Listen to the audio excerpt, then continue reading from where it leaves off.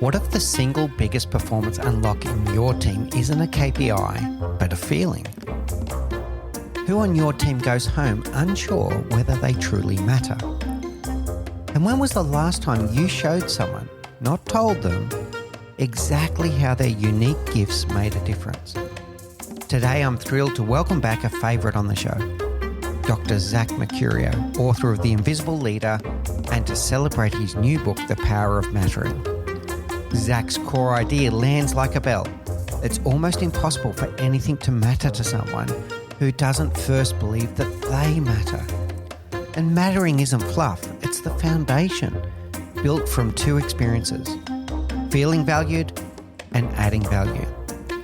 In today's conversation, we get practical and give you the tips and tricks you need to rebuild the everyday skills to make people feel seen, heard, and valued. Let's get into it. Hey everyone, and welcome back to the Leadership Project. I'm greatly honoured to be rejoined today by one of our favourites on the show.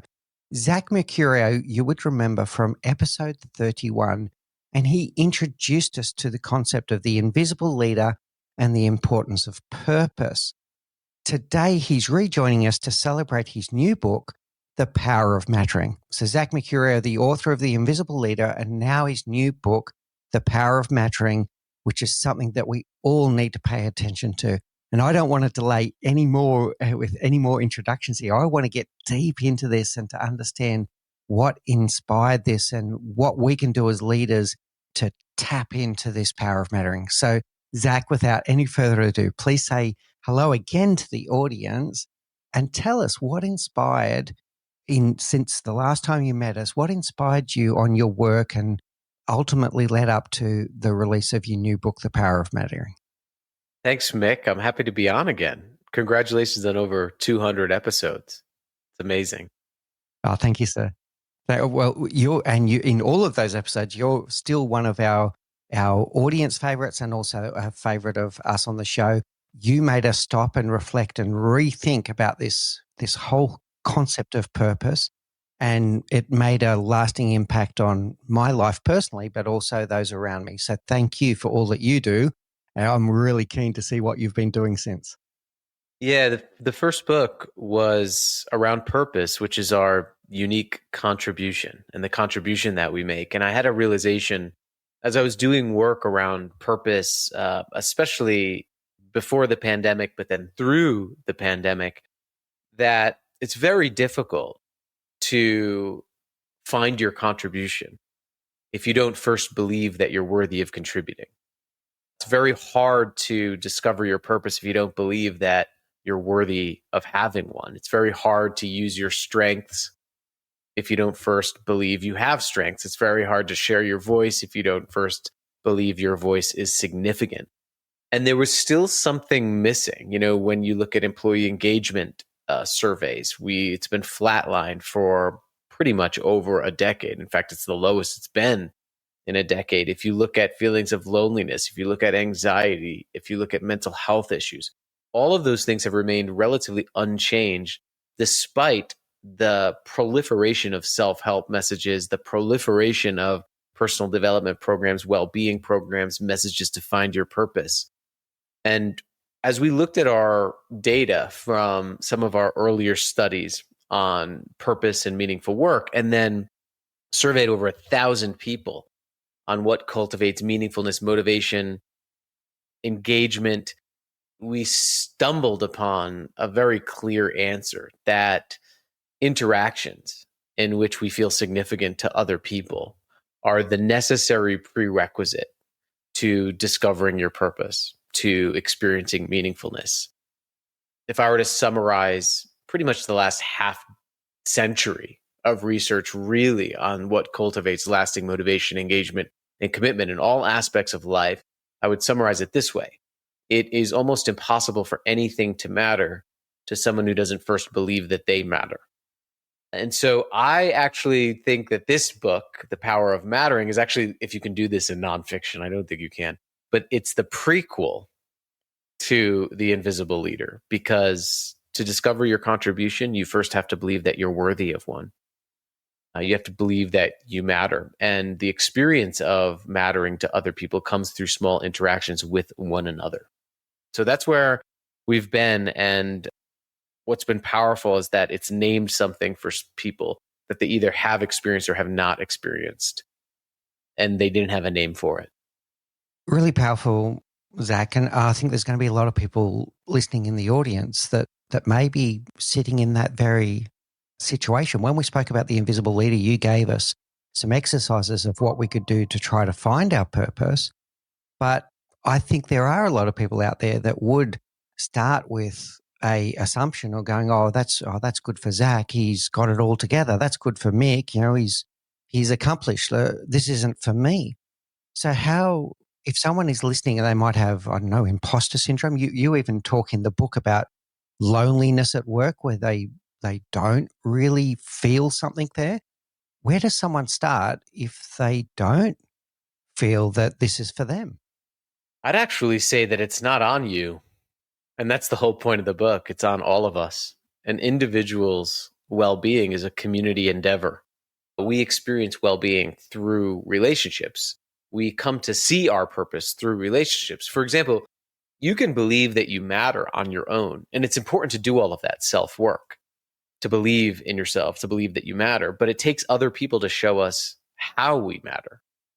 And what I'm trying to do is get people to think about the inputs they have into the system that creates a system that encourages and facilitates true well-being, the experience of mattering. And so if you're in a position where you think this isn't for you, mattering is for you, because the experience of feeling significant, like take a moment and think about the time in your life when you most felt significant to another person. Mostly, you're probably not thinking about a big action that they did or getting an award or getting more money or winning employee of the month. You're probably thinking of a very small interaction in which you felt seen, in which you felt heard, in which you felt valued, in which someone remembered something about you, showed compassion to you. And this is really important because the experience of feeling significant happens through very small interactions. What's good about this is that as people, we have interactions every day, all day long. And so we have the opportunity to show up in those interactions and make the choice to make sure the person in front of us feels seen, heard, valued, and needed. And here's the boomerang effect. When we do those things, research shows that we actually see the evidence of our significance in our environment, and we start to see how we matter. For example, if you're going to the grocery store today and there's a grocery store clerk there, instead of just going through the motions, which we're all accustomed to doing, and just getting through the line and moving on with your day, just stop. Learn the clerk's name, ask about their life, tell them, hey, I know that life is really hard. I'm sure this is a hard job, but I want to thank you for being here. And when you do, you'll see that person light up. You'll see that person come alive again in a way that unfortunately is increasingly rare in our world. And that gives you the evidence that you matter. And so this is accessible to everyone if you have interactions. I often say that, summarizing the research, when we ask people what makes your leader great, for example, they will frequently tell us these small micro moments. They'll talk about these small micro moments, which means that your next great leadership act or your next great act as a person is actually your next interaction. So we can build ecosystems around us that help give ourselves the evidence of our significance by giving people the gift of showing them theirs. Really good, Zach. So, yeah, you've given me something interesting to think about already. Two things jumping into my head. And what you said about it being a collective sport, I'm going to say, like that it's a society that makes someone feel valued and feel that they matter. And I know that I'm going to fall into this trap in this interview. At the end of the show, I'm going to summarize and ask leaders to make sure that they take the power of mattering seriously, to make sure that they are seeing and hearing and noticing each other. But I'm going to say that it doesn't have to be just the leader. Listening to you now, it could be the peer group. It could be two peers that sit next to each other that notice each other and see each other and hear each other and make them feel valued. That was the first one. And the second one was almost like similar to the power of gratitude in terms of some of Martin Seligman's work on gratitude and how it feels for you when you give it outwards. the boomerang effect, that when you go out there to make for someone feel seen, heard, and noticed, that it's going to make you feel valued, that I added value to someone, to another human being today. Is that what I'm hearing with the boomerang effect? Yeah. So it's a great depiction of this, and I like how you use the term adding value, because when we talk about mattering, and I think it's important to define this, mattering is the experience of feeling significant to other people. That comes from two primary experiences: the experience of feeling valued and the experience of adding value and seeing how we add value. And Dr. Isaac Prilatensky, who's a psychologist who also consulted with me on this new book and the power of mattering, talks about it this way: is that it's an upward spiral. The more we feel valued, the more we add value.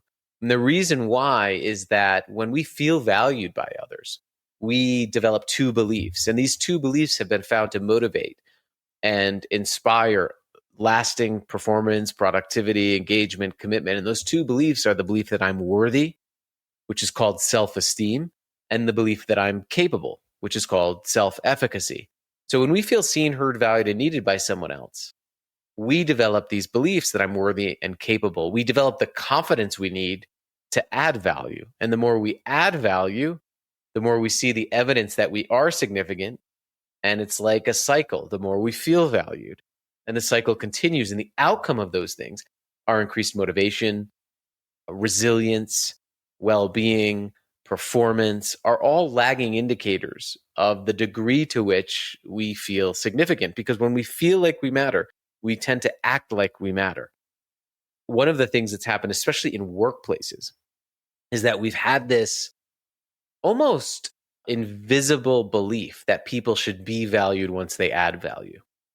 But psychologically, it's actually the opposite. People need to feel valued in order to add value. One of the reasons why I think engagement, for example, has remained unchanged, despite billions of dollars of investing in programs, well-being programs, DEI programs, perks, pay increases of upwards of 42% in the last 8 years. We've tried everything, but engagement remains lower than it's ever been.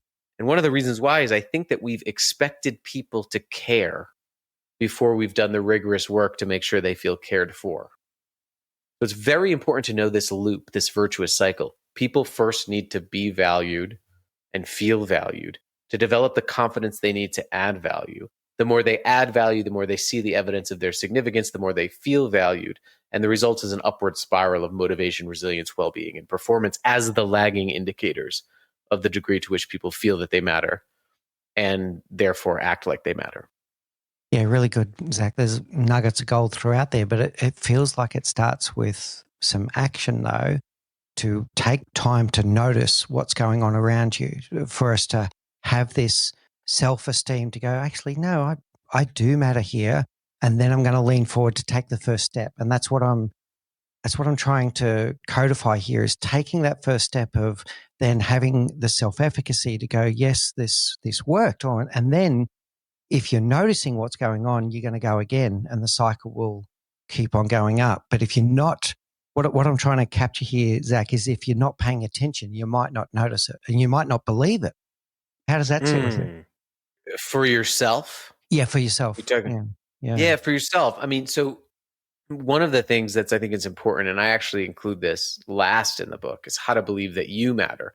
The reason why I include it last is because we actually need others to see how we matter. So the first thing I think that you can do to start to believe in your self-efficacy is to start going and doing this in your everyday relationships and start seeing how you're adding value. I mean, that this links back to our first episode on purpose. Once you do some of that work, you start seeing the evidence of your significance for yourself, but also find the relationships in your life and in your work in which people help you feel significant and seen, heard, valued, and needed. Because those are actually the high quality relationships that we should be investing in and that we should be seeking.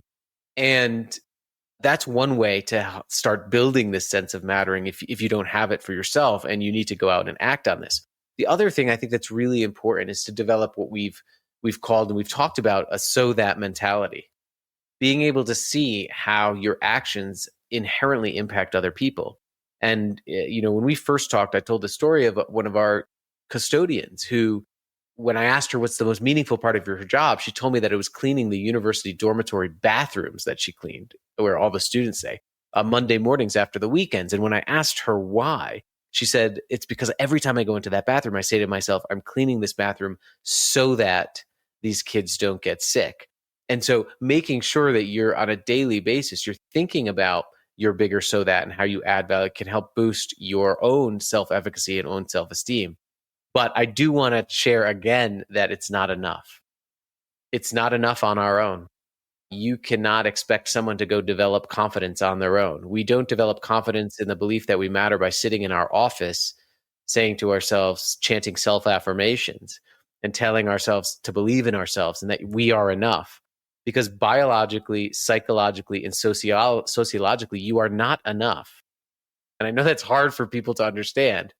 But think about this. The only reason why you're here listening to this podcast is because someone cared about you enough to keep you alive. The only reason why you're here is because some software engineer or IT person is making sure this network is stable enough for you to listen. The only reason why we're here is because of other people. In fact, Maslow's path to self-actualization, a pyramid that was based on his work, ironically, all of the path to self-actualization relies on others. Food. We need other people to provide food. Lodging. We need other people to give us shelter. We don't cultivate our own love. Other people love us. We don't cultivate our own belonging. We don't cultivate our own safety. Other people make us feel safe. We don't cultivate our own esteem. Other people give that to us. The number one predictor of self-esteem is verbal reinforcement from others. So the path upward to self-actualization actually relies on others. And I think this is the key point, is that your sense of mattering actually relies on the relationships around you. If you are a leader, you've made the choice to be in a position in which you can architect the interactions that give that to other people. So it does take some courage to care, courage to go first, when you may not be feeling it yourself, especially if you're in a leadership position. But I do want to make that clear. I think we've spent the last half century educating people to help themselves. Right. For example, if I look at the nonfiction bestseller list here in the United States, I will hear every self-help book there is how to deal with trauma that someone else inflicted on you. There's no best-selling book called How Not to Be a Traumatizer. Right? How to show up better in relationships. So I think that the key to creating cultures of mattering, the key to creating cultures of sustainable well-being, the key to leading in this generation is to acknowledge your responsibility in the well-being and sense of significance of those around you and how others have that responsibility to you. And I know I just went off there for a little bit, but I think that I get asked a lot about, like, what can I do? What can I do? And yeah, you can do a lot, but really, I always say a well individual in an unwell system becomes an unwell individual.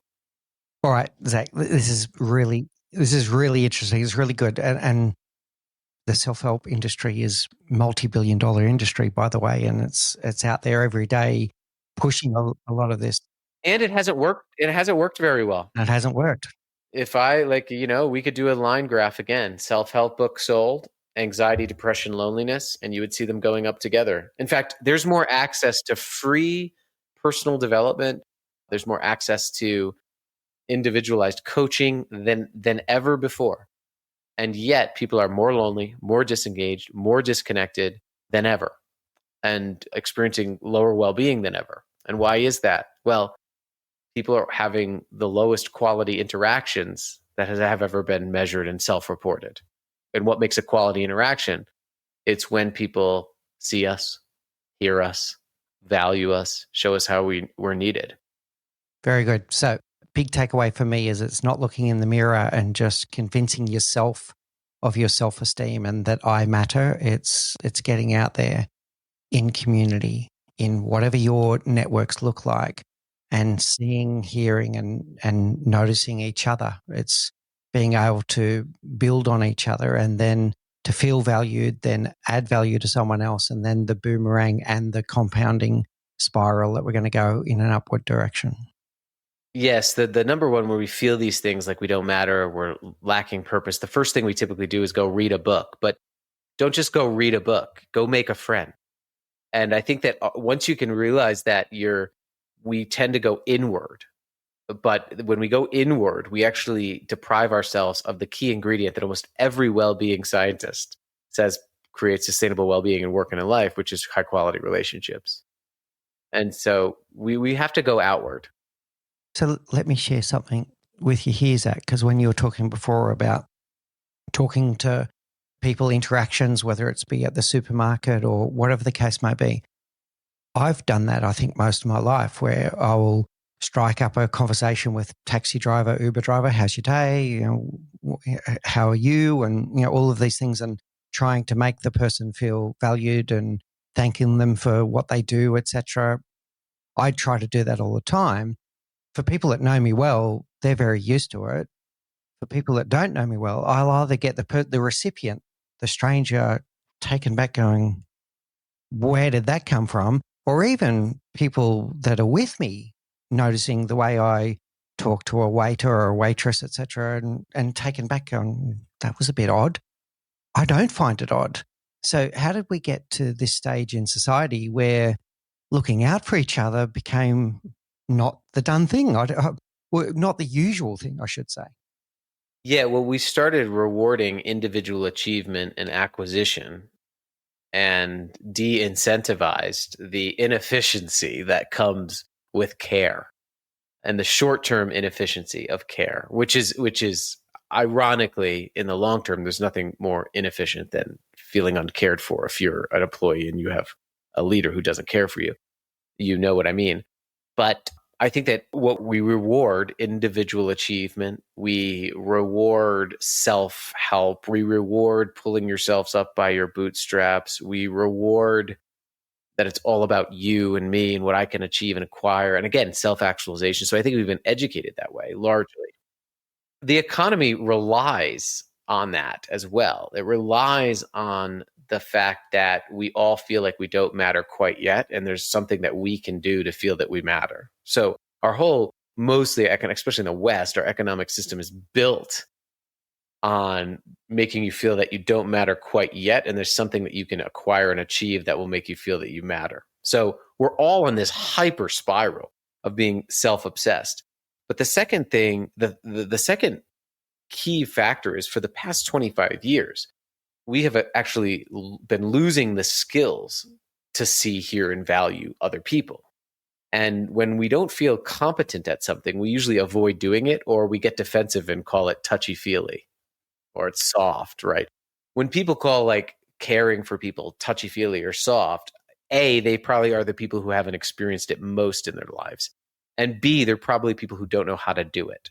And those things often result in defensiveness, or why are you doing that? But what's happened is that I have been able to like get out of social situations in which I learn and hone these skills because we've been using digital technology for the last 25 years to send short messages to one another. Like, for example, Mick, if you give me some bad news, I can send you a text, Slack, WhatsApp message, and just say, hey, I'm sorry to hear that, with a thumbs down emoji. I actually don't have to sit with you and deal with the discomfort and work through the discomfort and demonstrate empathy and then show compassion. And every time we've gotten out of those social situations in which we socially learn the skills to care, we actually become less proficient at it. Think about this. There are some people, and even in my generation or the younger generation, there are some people that in the last however so many years have never had to show compassion to another human being in real time. And so the less we use a skill, the less proficient we get at it. And here we are. And the other thing I would say is that our attention has become fracked. And, there's a psychologist, her name is Gloria Mark. She did some great research on attention span. And 10 years ago, our attention span on any one thing without getting distracted was about 2.5 minutes. I mean, that doesn't sound great, but it's not bad. Today, it's about 47 seconds because we can be sitting somewhere and doing 5 other things. So there's more for us to do. And hurry and care cannot coexist. You cannot care for something that you don't understand. You cannot understand for something that you don't take the time to see and hear. And so I think we're in also a bit of a hurry addiction, which means a couple of things. One, we have to relearn the skill to pay attention. We have to relearn the skills and practices to care. And these are skills that we can learn. And I think that our survival and thriving as humans depends on it, and especially in the age of artificial intelligence that can do your tasks, but it can't take moral responsibility for them. It can't be accountable to another human being. It can't build a trusting, caring relationship. Only humans can. And so these very skills that we've lost are the skills that we need more than ever. But we have to recognize that we've lost them. We have to recognize that they're relearnable, and we must do that. And we have to recognize that they're not soft. They're actually quintessential to what it means to be a person. Yeah, really good, Zach. And somewhere along the line, it did become touchy-feely or even woke, or all kinds of things for people to actually care and take an interest in each other. That's interesting what you said. Two things. One is that it is a skill, and we'll talk about maybe some practices that we can do to rebuild those skills in a moment. But then also, are we really present, or are we so distracted by our devices? I think one of the greatest gifts that you can give anyone right now is your undivided attention, with where your smartphone's not even on the table, not face down on the table, not even on the table. Like, put it away somewhere and look someone in the eyes and go, "Oh, tell me more about that." I think that's the greatest. And I don't think on a whole, anecdotally, many people know how to do that. I mean, how many times have you been sitting in a coffee shop recently and you've seen two people on their phones with each other? Or when the phone's not there, they don't know what to do. One of the things that I think that I disagree with some of the psychologists out there that are saying that we need to put down our phones and that will solve everything. Putting down our phones will not heal disconnection. What we do when we put down our phones will. So if you have a whole group generation of people who have, including myself, who have missed out on the opportunities to socially learn and hone the skills to care, having all of us put down our phones, but then we haven't done the work to name, rebuild, and redevelop those skills, it's not going to make much of a difference. So I think there's a massive reskilling of what it means to be human that needs to happen, which sounds odd to say, but we have to look at the last 25 years and see that these skills have withered. It's really interesting, Zach. So I'm going to share a story with you of something that I pay attention to a lot. You mentioned coffee shops. The one that always captures my attention is when I see a young couple. That makes me sound old. Oh my God. When I see a young couple out at a really nice restaurant, like clearly they're on a date. They've gone to a nice restaurant. It's an expensive restaurant, and they're on their phones instead of talking to each other. And I was thinking, are they so distracted that something else is more important? But now you've got me thinking, have they forgotten how to talk to each other? They're on the date and they've forgotten how to say, "Oh, how many, do you have any brothers or sisters?" Or they don't know how to have a conversation with each other anymore. Is that what we're seeing? Yeah, the writer David Brooks recently wrote a great book called How to Know a Person. And he basically says we've forgotten how to know one another. We've forgotten how to be interested in one another again. We've forgotten how to be curious about one another. We've forgotten about how to ask questions beyond "How are you? How was your day? How's it going?" And ask questions like, "What have you been thinking about most? What has your attention today?" We've forgotten how to show compassion. "I'm sorry to hear that. Let me know what I can do to help." Those are text messages, right? Those are things we've learned. We've learned these little deflections through, responding to difficulty in short transactions. And so we don't know how to show compassion. It's tough to show empathy. It's tough to seek understanding. And like you said, I mean, we've forgotten the ability to sit and listen. So here's why I work in organizations, because it's where the people are. Like, I don't necessarily love business, but I love it because it's the most ubiquitous experience any human being can have. It's the last place where we have to come together. Think about it. It's the last place that actually pulls us off of our devices, where we have to come together for something else. And so it's really not happening in education right now. We're teaching people what to do as a human being, not to how to be a human being. So one of the last places that we can rebuild our skills is in organizations. And I believe that organizations, that all the outcomes that organizations say they want, hinges on our ability to do this. All right. So I want to get to some of the skill building in a moment, Zach, but I want to go on a tangent first. And we were almost touched on it earlier. I want to get into the cost of antimattering. So when we don't have this, and I will specifically go into the workplace for this one.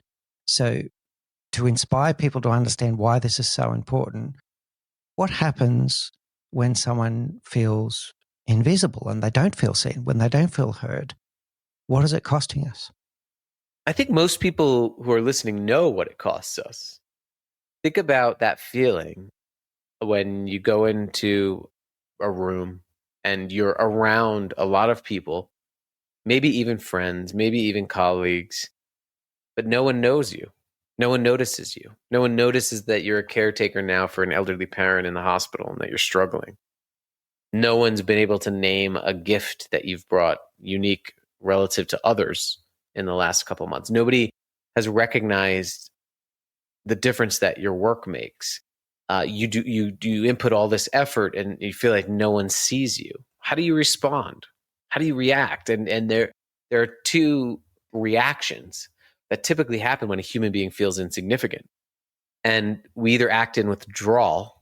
So withdrawing are things like quiet quitting, leaving an organization, being silent, withholding information, or we act out in desperation, complaining, blaming, gossiping, trying to get the attention that we're not getting. And which is interesting because in organizations, these acts of desperation actually create a cycle of toxicity in an organization. But the root cause is usually not that people are narcissists and they're difficult people. In fact, the most difficult, quote unquote, difficult or toxic people I've been asked to work with, when you really seek to understand them, are often the most unseen, unheard, and unvalued. You know, Martin Luther King Jr. once said that the protest is the language of the unheard. And I think that many people are protesting the conditions of antimattering. And so antimattering creates these downward spirals of withdrawal and desperation and can result in probably the most insidious force in an organization, which is learned helplessness. The belief that I and what I say and what I won't say, don't say, can't say, do, don't do, doesn't, can't, and never will matter. And so antimattering was a term coined by psychologist Gordon Flett, who talked about it in relation to the physicist Paul Dirac, who actually coined the term antimatter in physics. And antimatter has an equal opposite positive negative charge to matter. And I think the same is true with mattering and antimattering. Mattering is developed in interactions, like we said. Antimattering is developed in small interactions as well, in which someone looks over us, talks over us, eye rolls us when we give an idea, forgets our name, doesn't know anything about our personal life, doesn't notice that we're struggling or that we feel left out. And all of those things can be incredibly insidious. I'll end talking about antimattering with a quote by the American psychologist named William James. And he wrote, "No more fiendish punishment could be devised that someone should be set loose in society and remain completely unnoticed." He called it the most fiendish punishment. And WorkHuman last year found that 30% of employees self-reported that they felt, quote unquote, invisible in work. Just 39% of employees in a Gallup survey said they felt cared for as a person in work. So way too many of us are facing this most fiendish punishment of antimattering. Yeah, really powerful, Zach. So the things that I'm taking away there, I love that you started with how does it feel yourself, right? So if you've been in a situation where you felt unseen, unheard, or it might be your boss completely forgot about the last conversation you had with them, how did it feel? That's a good place to start. Your kid stops wanting to hug you. You know, Oh your yeah. partner, Yeah. your partner doesn't ask about your work or your life anymore. I mean, this is all, if you're not experiencing it at work, you have experienced it in some aspect of your life. Somewhere. Could have been the schoolyard. It could have, yeah, all kinds of things it could have been, right? So very good. So remember what it feels like yourself and that no one deserves to feel like that. And then start having a look around your team and your organization. And if people are disengaging, was it because they felt unseen, unheard, unvalued. If people start lashing out some of the toxic or disruptive behavior, what led them to that? Was it because are they trying to get attention? Is it a protest? Is it trying to get your attention that, hey, I matter too, or I've got something to say and no one's listening to me, is what I'm taking away there, Zach. And it is going to cost the business, and it's costing their mental health. It's going to disrupt others around them as well, and it's going to impact your business if that's what you care about. Let's get into the skills now. So in the book, you talk about a framework of noticing, affirming, and needing. And I want to unpack them one at a time. If we have lost this skill of noticing, to see someone, to hear someone, what can you say to the audience of someone that might be self-recognizing this, Zach, and going, yeah, I think I have lost that skill? How does someone restart to build these skills to connect to other human beings? Yeah, I'd break it down into three distinct actions, right? To be a better noticer, for example, is to observe, be a better observer, observe closely, note what you observe, actually write it down, document it somewhere. One of the most important ways that research has shown, and just general experience has shown, whether you're in journalism or a detective or a student, is we can retrain our attention by writing things down, by actually documenting it, moving from our brain to our body to a piece of paper or to typing it out, and then sharing back what you've observed and noted. I mean, one of my favorite examples that I learned, everything that I've learned about how to show people they matter comes from real leaders who do this well. One of my favorite examples was this distribution center manager. And she had a small team of about 26 people, and they were in this distribution center that was scored really low on their engagement surveys, except for her team. And so they asked me to go figure out what was going on with her team so we could scale that in other areas. And so I asked all of them, I said, what's going on here? What do you all do here that's different? And they all said, it's our leader. It's our manager. She just gets us. We'd do anything for her. And so I asked her, I said, what do you do? And she had this notebook. And she said, every Friday, I write down each of my team members' names. And I write down one thing I heard them talk about last week that I wanted to remember. If it was a piece of equipment that wasn't working and they were complaining about it and frustrated about it, I'd write it down. If it was a meeting that they were nervous about, I would write it down. If their kid was starting a new sport, I would write it down. And on Monday, I ground myself by starting my week looking at that notebook. And in my phone, I schedule a 3-minute check-in with each of them. And they don't know I keep this notebook. But she said, what I say is she says, I remember last week that you were nervous about this meeting. How did it go? I remembered that we said that we'd fix this equipment. Did that get fixed? I remembered that your kid started baseball for the first time. What was that like? And she told me that she was doing this and she didn't realize it then, but she's realized that there's magic in being remembered. And what I love about this is that she didn't leave it up to chance. We've come to call this, joke around, we call it her noticing notebook. But she had a process, right? So of noting things down, of observing these details and sharing back what she noticed. One other way to do this is, as you are observing, asking better questions. She would ask her people, like, what is getting in the way of you having your best day here? That's her practice. What is getting in the way today of you having your best day? What are some log jams that you're facing? How can I remove them? Asking questions that go beyond the how are you, how's it going, how was your day? Or I just heard a leader start a meeting by saying, how's everybody doing today? Good? Can you imagine if you weren't good? Would you be in the back being like, no, not me? Or I see people all the time. They send out these mass emails, like in a turbulent time, the CEO will send an email. I hope everybody's doing well. If I'm not doing well, the last thing I need is your hope. I need your support. But in order to support me, someone has to understand me. And it starts with asking good questions, remembering details of people's lives, noting those things down, sharing those back. And that's what helps people feel at the foundation of noticing, helps people feel noticed. Really good, Zach. I love the practice. I'm going to start doing it myself. I do try to remember things that people have shared with me and play it back to them. But I think, my memory is fallible just like everyone else's. I think the physical, intentional practice of taking notes, I think, is a absolutely wonderful idea. A lot of people always talk about making a good first impression, Zach. I like to think about making a good second impression is remembering something from the previous conversation and going, oh, Zach, I remember last time we chatted, you spoke about this. Have you thought about, or that's really that when someone does that to me, it makes me feel that I matter, that I've done something. You're remembered. Yeah, exactly. I mean, to have someone else, to know that someone else thought about you when you weren't present is really what being noticed is all about. I mean, I don't think there's few things more powerful than knowing just that your presence and absence mean something, right? To just one other person. And when you're remembered, you know that. But you can't leave it up to chance. You know, one of the things I do on the top of my one-on-ones is I just write, don't forget to ask about ... Right?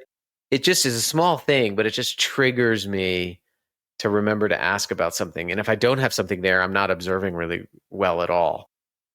The other thing is to make sure you're checking in with people on their emotions, because emotions are data too. Energy is data. Oftentimes, our meetings with people and interactions with people are transactional. We ask for things from them. Give me an update. What's the status on that? Instead of really asking people how they're doing and really seeking to understand what their energy and emotional state is, because that's data as well. And leaders who are great noticers tend to do that as well. Yeah, good. And the other thing that was, I think, adding to that, compounding on that, was then when you said about asking the better questions and being curious, it's not just about asking the question, it's actually about the other person thinking, oh, Zach really wants my opinion on this. Now I feel valued. I feel valued and I can add value. So coming back to the circle that we started on the start of the conversation, if you ask me, well, what do you think we need to do differently with topic X? I might be first taken aback if you've never asked me that before, going, oh, do you really want to know? And then second, I'll be going, oh, great, Zach wants to know. And now I feel like my opinion matters, not just I matter, but my opinion matters as well. How does that sit with you? Yes, it's great. And I would go further, and it sort of ties into the affirming practice of showing people their unique gifts and how they make a difference. But when you ask people for their feedback, a lot of leaders say to me, Zach, I ask people for their feedback, but they don't give me they don't answer. I hear silence. And it's oftentimes you're not telling them why you're asking them. And one of the things like Project X, right? Hey, Nick, I rely on your creativity. I'm not going to really be able to move forward with Project X until I get some of your ideas. So would you be willing to share some with me? Spend some time with me? Right? It's much different than, do you have any feedback on this? Yeah, good one. Yeah. Right? So there's also a piece of the more you come to notice people, the more you actually start noticing their uniqueness, their unique gifts, their unique strengths, their unique ways of seeing things, their unique perspective, their unique impact. And so the better and more authentically you can actually approach them, and ask for feedback and ask for their voice in a way that helps them feel honored as the unique people they are. Yeah, good. All right, so let's go deeper into affirming. How do we get the affirming part right? So it's very key to understand the definitional distinctions between things like appreciation, recognition, and affirmation. So if you're a leader, appreciation is showing gratitude for someone's presence, for who someone is. You can appreciate someone through a free meal, employee appreciation day, a symbol to show, hey, we value your presence. Recognition is showing gratitude for what someone does. It's elevating someone's performance. We're recognizing someone's performance, or recognizing what someone does. But affirmation is showing someone how their unique gifts make a unique difference. It's very specific in the sense that it's giving someone the specific evidence of their significance. A lot of organizations miss the mark on this because they give symbols of appreciation or symbols of recognition, but people go into work and feel that their manager can't name their strengths unique relative to others. Or they go in every day and someone doesn't never sees the downstream impact of a project they're working on. So affirmation comes from the Latin root affirmare, which means to firm up or make stronger. And so when we show someone the specific evidence of their significance, we're actually introducing evidence into their belief system that helps them believe, strengthen, and firm up the belief that they're significant. And it has two sides. One is showing people the difference that they make, the downstream impact of them and their work. And the other side is showing them how they do that, revealing their unique gifts. And so that's what affirmation is. And you can't, symbolic appreciation and symbolic recognition in the absence of everyday interactions in which people feel affirmed often will fall short. You also can't perk and pay your way out of this, right? So, like, what I mean by that is compensation literally means to compensate. It means to make up for someone's time and effort they're loaning to you. Compensation can be a symbol of value, but it can't value somebody because it's an inanimate object. Only people can value people. Getting recognized, getting a bonus, or getting recognition for high performance, getting a gold star, that gold star can't value somebody. It's an inanimate award, plaque, whatever it is. Only people can. So that's what affirmation is. It happens through interpersonal interactions. So the three powerful words that are coming through for me, Zach: specific, unique, and significance. And I'm going to ask the audience here to think about when you're giving someone appreciation, are you just saying good job, or are you calling out exactly what was specific about it, specifically calling out and going, when you did this thing, you brought your unique skills in some certain way and it was impactful in this way. And that's where the significance comes in. So it wasn't just, oh, good job, Zach. It was specific, unique to Zach. And then what was the impact? The so that you talk about the so that all the time. By you doing that, we were able to achieve this. And that's where the significance comes in. Yeah, I mean, and that's what makes gratitude meaningful, and being very specific. But and what we found is that when people feel that they matter, there are four key gifts that are revealed by their leader. One of the greatest gifts that leaders have is you're in a position to illuminate in others what they may not see in themselves. And a lot of people we talk about, when they feel that they matter to a leader, their leader reflects back to them something that they didn't see, and they name it. And the four gifts that everyone has that came up were strengths. So this is what someone loves to do and what they're good at. So as you're looking at your team and the people around you, be attuned for the things that they come alive for, the things that they want to talk about all the time. And guess what? Write them down so that when you're giving feedback, you can name those strengths. The second is people have a unique purpose. So they make a unique impact on the team.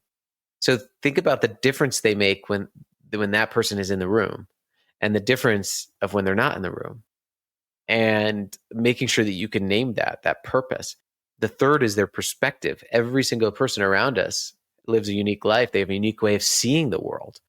And then the third is their wisdom, what only they have learned, what only they can teach you. And so as you're giving this meaningful gratitude, naming these unique gifts, I see that you make an impact in this way, or I really value you and rely on your strength of creativity, or your perspective. I know you've gone through a lot of hardship and come out on the other side in your life, and we need that now, that perspective. Or your wisdom, like in your past roles, you overcome these challenges. This is something that's really valuable to us. Being able to name those things and then show them the difference that they make is especially powerful for affirming somebody. Yeah, really good, Zach. So that's another good bit of exercise there. Have a think about your own team. Maybe get that notebook out and think about what are their strengths, what is their purpose. Have a think about their unique approach to perspective taking. What do they bring to the table as unique perspectives, and what wisdom do they bring to the table? And these are things that you can affirm back to them. Really good. Now, what about needing? Where does needing fit into the model? Needing's really the end, right? It's sort of the bookend, right? To affirm people, you need to notice them. For people to feel authentically needed and relied on, they need to know how they're relied on and how they're needed and see the difference they make. Feeling needed is feeling essential as a person. It's feeling indispensable as a human being. That your unique gifts, your strengths, the way you show up, your presence is not replaceable as a human being. Skills and the ability to do a job, that can be replaced. Human beings can never be replaced. And the five most powerful words I would say here to give you a practice right now that you can use is, if it wasn't for you. Think of someone you rely on right now. Bring that person to mind. Now think about the last time you explicitly told them, right? So oftentimes our feelings of knowing that we rely on others outweigh our actions of telling them. And so use these words like, if it wasn't for you, and show them how they make a unique difference. You can also use data. I had a manager of a creative ad agency, digital creative agency, who was asking me, struggling with a younger account manager because of he just didn't have much confidence to sort of take the lead and run with the autonomy that she was giving him. And she said she had this brilliant idea. She actually pulled data from accounts that he had worked on the results for the client and accounts that he hadn't worked on. And she was able to actually show him how he was needed using data. And it really helped him see the difference that he made and that he was relied on. Because psychologically, when people feel replaceable, they tend to act that way. And I see this in manufacturing jobs or jobs with a lot of frontline people who say, oh, we just need a warm body in here, or we could get anybody to do this job, or the managers who say, don't forget that you're replaceable. When people feel replaceable, they act replaceable. When people feel irreplaceable, they act irreplaceable. They show up, they commit, they engage. So using those 5 words is powerful. If it wasn't for you, don't take it for granted that someone knows that they're needed, right? Show them. Yeah, it hits home really hard, Zach, I've got to say. So when someone feels replaceable, they'll act replaceable. And when you said the words, if it wasn't for you, I'll tell you, the person that popped into my mind was my wife. And I can confidently tell you that I always make her feel needed, and that if it wasn't for her, I don't think I've ever used those words, but I think pretty darn close. But I can't think of a time I've done that in the workplace. And I'm going to ask myself, why not? Actually, the showing people how they're needed, when we do an assessment, and I'm in a room and I do an assessment with leaders of having self-assess where they're at and the noticing, affirming, and needing practices. Needing is always the lowest. One of the reasons why is I think it gets to our own, that individualism we talked about all the way at the beginning, that it's always up to me. I don't need anybody else. So it's always the hardest. But ironically, we need to feel needed. We have the two primal fears that we have as people is the fear of being uncared for and the fear of being useless. And the two primal needs we have that drive everything else are the need to feel cared for and the need to be useful, the need to feel needed, the need to know that our presence and our absence means something to people. I'm going to go into that self-reflection part again and then say, how does it feel when you don't feel needed? And then ask yourself the question, are you making others feel like that they're not needed, that they are replaceable? This has been really powerful, Zach. I'm going to summarize a few things and draw us to a close here. So we've been through a lot in this conversation, and you've really opened up my eyes to the power of mattering and making me see things through a new lens again, just like you did last time. And around this thought that to add value, we need to feel valued, but then that can be a virtuous cycle, that when we start adding value, we feel valued. When we add value, we feel valued, and it keeps on going.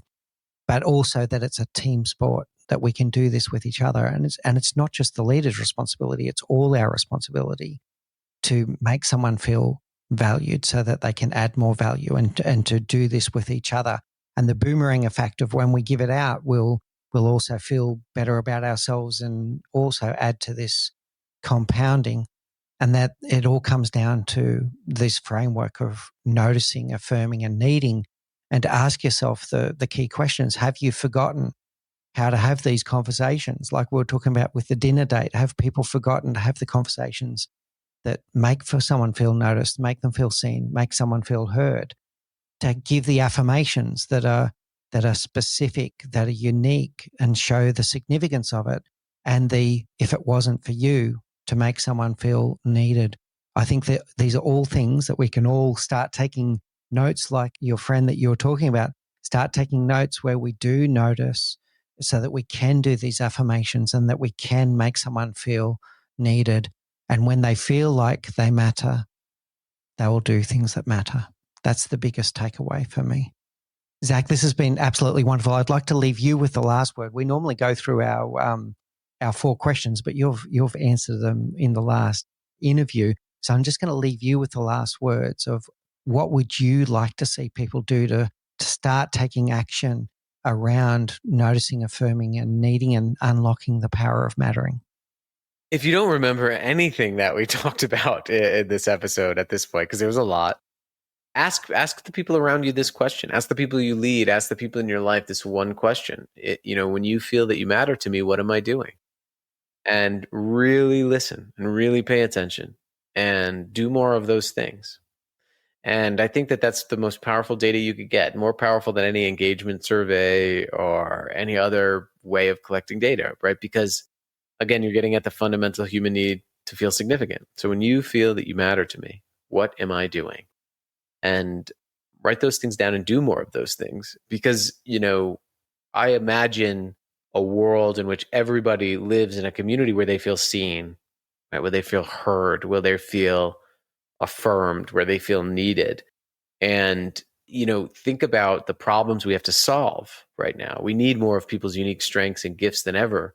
We need more people to be adding value. But before we ask them to add value, we have to make sure they feel valued.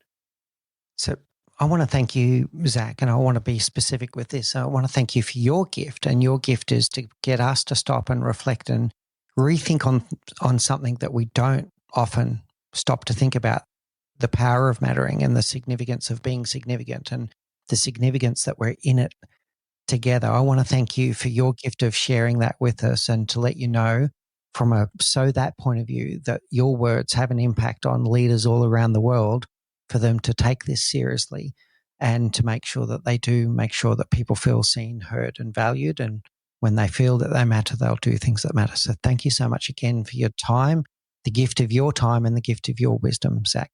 Absolutely amazing. My pleasure. Thanks, Mick. What a powerful conversation with Zach Mercurio. He's really shown us there how we can rebuild the everyday skills to see, hear, and value people, even in a 47-second attention span world. Zach drew a sharp line between appreciation, gratitude for who someone is, recognition, credit for what they do, and affirmation, evidence of how their unique gifts make a unique difference. We heard powerful words like, if it wasn't for you, and how to invite real voices by telling people why you need their perspective. So if you want a culture where motivation, resilience, and performance are the outcome, start with the input, creating the lived experience that I am worthy and capable here. Your homework for today, 3 moves to put this into practice. Number 1, notice. Slow down enough to truly see someone. Use their name, ask for their view, and say why you need it. Number 2, affirm. Name a specific strength and the specific impact it had. I rely on your strength because it helped me or helped others achieve something. Make it clear to them. And number 3, need.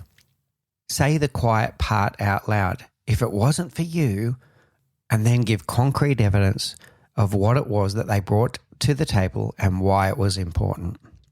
Make reliance visible. So ask yourself these questions. Who in your world most needs to hear how they make a unique difference? And what evidence will you give them? Where are you mistaking perks and praise for affirmation? And what will you change this week to reframe that? How will you design your team's cadence, your meetings, your one-on-ones, your rituals, so that mattering is a habit, not a hope? And your challenge here is to run a 7-day mattering sprint. Each day for 1 week, intentionally notice someone, affirm a specific gift and impact, and express how they're needed. And then track what happens to them and to you. Once again, it was a great pleasure to have Zach on the show this week. And if today resonated with you, please do share this episode with someone who needs to hear that they matter, and tell them why. In the next episode, I'm going to be joined by Matt Pepsel, author of the book Expand the Circle, and he's going to ask us to stop and rethink what it means to be a leader in a modern world.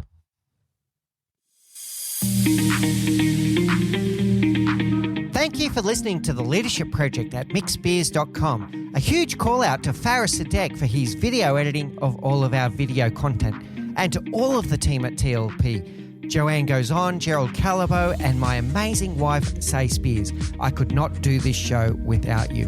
Don't forget to subscribe to the Leadership Project YouTube channel where we bring you interesting videos each and every week. And you can follow us on social, particularly on LinkedIn, Facebook, and Instagram. Now, in the meantime, please do take care, look out for each other, and join us on this journey as we learn together and lead together.